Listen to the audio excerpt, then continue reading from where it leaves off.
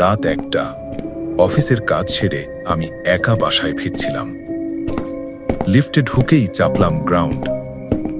দরজা বন্ধ হলো, কিন্তু লিফট নিচে নামছে না, ওটা উপরে উঠছে।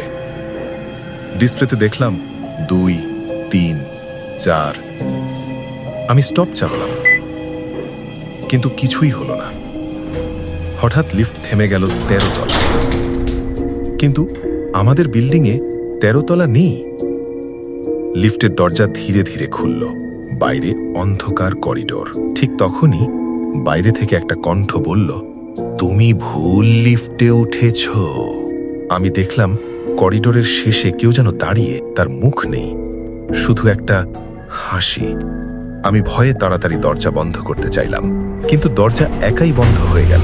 লিফট নিচে নামতে শুরু করলো আর ডিসপ্লেতে ভেসে উঠল, ওয়েলকাম ব্যাক।